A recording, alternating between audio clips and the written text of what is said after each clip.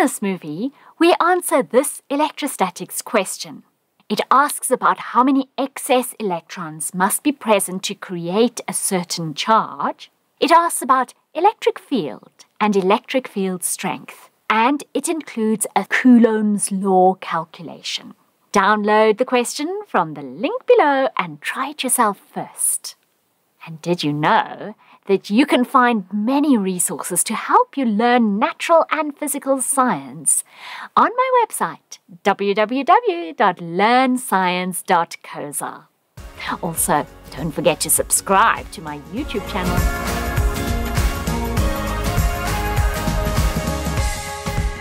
First, we're asked to calculate the number of electrons in excess on sphere A. First, we're asked, how many excess electrons are there on A? In other words, how many electrons together have a charge of -4 times 10 to the power -6 coulombs?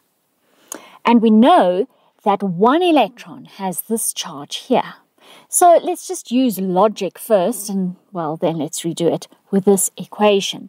So we're being asked how many electrons together make a charge of this. Well, we don't actually need to put the minus in because the minus, it just means the type. But anyway, let's put it there.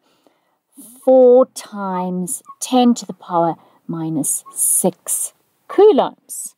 When we know that one electron has a charge of -1,6 times 10 to the power -19 coulombs.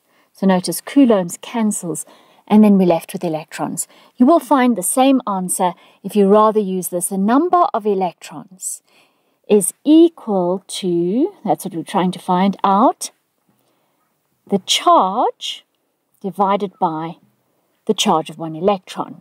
The charge is -4 times 10 to the power -6 coulombs, and the charge of one electron is -1,6 times 10 to the power -19 coulombs.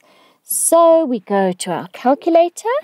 Can you see we don't need to worry about the minus because minus divided by minus is plus. 4 times 10 to the power -6 divided by 1.6 times 10 to the power -19. And that equals 2,5 times 10 to the power 13 what? Electrons. Question 2. Calculate the magnitude of the electrostatic force exerted by sphere A on sphere B.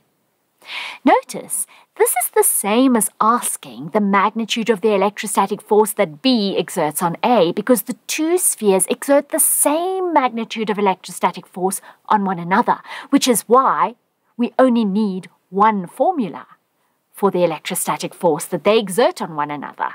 So we need to find the electrostatic force between these two. So we're going to use Coulomb's law. Here is Coulomb's law equation.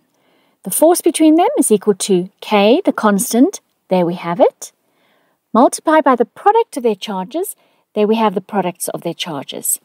Now, what about the signs? The signs mean the type of charge. And this is negative and that's positive. In other words, these two are unlike. And the fact that they're unlike determines the fact that they attract one another. Had they been like, they would have repelled one another.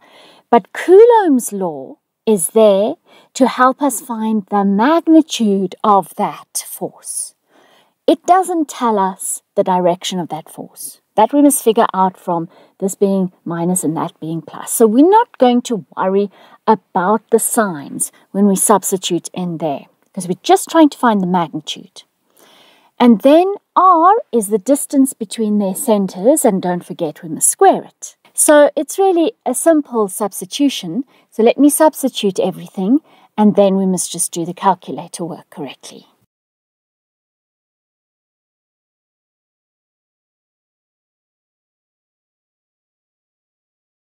Nine times 10 to the power 9 multiplied by 4 times 10 to the power -6 multiplied by 3 times 10 to the power minus 6 equals, divide by 0.2 squared equals 2,7.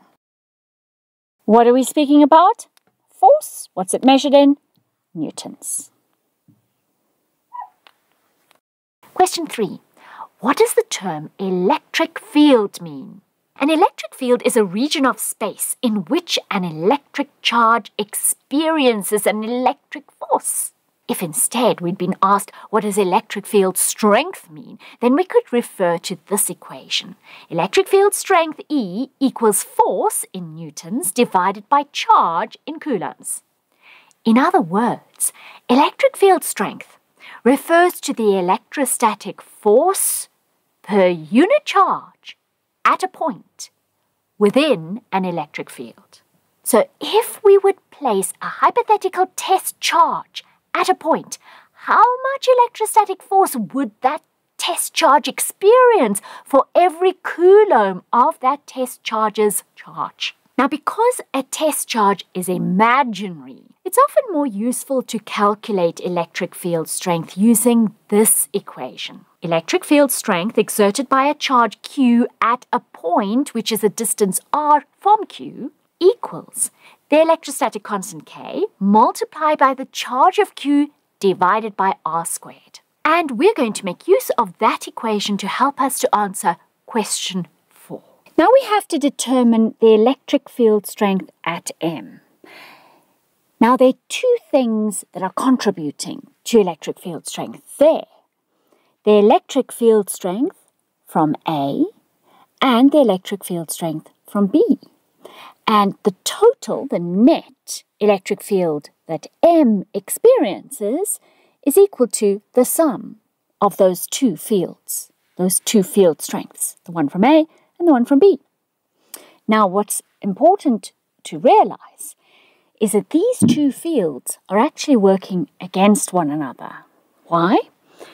Because when we do something like this, we imagine a positive test charge at M. And we think, well, what would A, which is a negatively charged charge, do to a positive test charge? It would attract it. So the field that A exerts is attracting, in other words, to the left. So this electric field is going to act to the left. Whereas, what would B, which is positively charged, do to a positive test charge at M? It would repel it. It would push it to the right. So as I said, these two are kind of working against one another. And that must be reflected inside this. In other words, we must decide one direction to be positive. So let's say, let right be positive. So can you see that we've already figured out the directions and we've already figured out the positive and negative signs. All we need to do is to work out the magnitudes of these electric field strengths. Why am I stressing that? Because when we actually substitute values into the equations, we're not going to worry about these plus and minus signs now. Well, what equation? We're going to use this equation here. Electric field strength is equal to Coulomb's constant, there we have it, multiplied by the charge that is exerting the electric field, divided by r, which is the distance from that charge to the test charge's point, m in this case, squared. So we're going to do that for each of these. So it's really rather simple. In each case, of course, we must just be careful about what r is. So for AM, the distance between A and M is 0,2 plus 0,1. So obviously that's 0,3. And we must remember to square that. And obviously we must use A's charge. There it is. Whereas when we calculate the electric field strength at M from B, Then, of course, we're going to use B's charge, and then that's quite easy to see that R is 0,1. So let's quickly substitute everything into this formula. So notice here I'm just giving the right notation. Q of A, and this one is Q of B, and then R squared, here is the distance between A and M, and that must be squared, whereas here it's between B and M. Now let's substitute our values in. Coulomb's constant. Charge of A, we don't need to worry about the sign. Charge of B, again, don't worry about the sign. Be careful here, this must be 0,3, and don't forget to square it. 9 times 10 to the power 9 multiplied by 4 times 10 to the power minus 6 is equal to, divide by 0.3 squared is equal to. And we can give this in scientific notation, shift mode 7 for scientific notation, and let's give 9 digits. So we have 4 times 10 to the power 4, 0 times 10 to the power 5. What are we speaking about? Newtons per Coulomb. Let's do the same for Bm. 9 times 10 to the power 9 times 3 times 10 to the power minus 6 is equal to, divide by 0.1 squared is equal to 2,7 times 10 to the power 6 newtons per Coulomb. And remember, we'd already discussed this, that this is to the left and this one's to the right. Now, what were we actually asked to find out? Not these individual ones, but rather the net electric field strength at M. And we've decided that this one to the left is going to be negative and this one to the right is going to be positive. So we simply need to add them, bearing in mind that we must give those signs correctly. AM, negative. 4 times 10 to the power 5. And BM, it's to the right, so positive. 2,7 times 10 to the power 6. Of course, they are both newtons per Coulomb. And so we get our calculator, and we still have 2,7 times 10 to the power 6 on the calculator, and there we have our answer. 2,3 times 10 to the power 6 newtons per Coulomb, and since this is positive, it's to the right. Now we're told that a third charged sphere, D, is placed here, and A experiences a net force of 7,69 newtons in this direction. Previously, we calculated that B attracts A with a force of 2,7 newtons. Now we're told that another charged object, D, is placed over here at right angles to that plane of AB. And the net force is 7,69 newtons in this direction.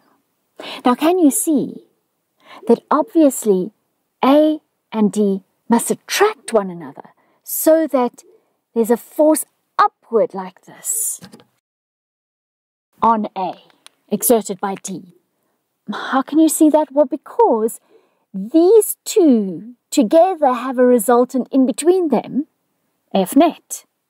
Remember, A is negatively charged, so what must D's charge be to attract A? It must be oppositely charged to A, so it must be positively charged. How positively charged must D be? We're going to use the magnitude of the force that D exerts on A to help us to then find out, well, what must D's charge be? Because you see, if we know the magnitude of the force between A and D, we know A's charge. We know the distance between them. Obviously, we know K. Then the only thing we won't know is D's charge. So if this here was A and this one D, if we could know F, A, D, then the only thing that we would not know would be the thing that we are trying to find out, QD. But how do we find that out? We're going to use simple vectors to help us to find out what FAD is. Because can you see that 2,7 newtons plus, vectorially plus, FAD equals Fnet. Now, we can't just add algebraically because these are vectors. So how do we add vectors? We must take their direction into account. We move this vector so that its tail is on the head of the other vector to be added, so that the two vectors to be added follow one another, tail, head, tail, head. We're using the triangle rule of adding vectors, that the vectors to be added have to follow one another, tail, head, tail, head. And then their answer, their resultant, will be the vector that closes the triangle, and it goes against the stream. It has its tail on the tail of one of the vectors and its head on the head of the other vector. And this here is a right-angled triangle because we were told that these are at right angles to one another, and we're simply moving this across without changing its orientation. And so can you see that we can use Pythagoras? We have the hypotenuse, there it is, and we have one of the sides, and we need to find out the other side. So according to Pythagoras, Fnet squared is equal to FAB squared plus FAD squared. We can substitute. We substitute this value in there, this value in there. Don't forget squared. Subtract 2,7 squared from both sides. We use our calculator. 7.69 squared minus 2.7 squared is equal to. Now, the thing you just have to be careful about is that that's not the answer of FAD. That's FAD squared. So we need to square root that answer. Square root answer equals, and we get 7,2 newtons. The force between A and D is 7,2 newtons. Right, so now we know FAD, we know K, as I've said already, we know QA, we know R. The only thing we don't know is QD. So we simply substitute all those values in and solve for QD.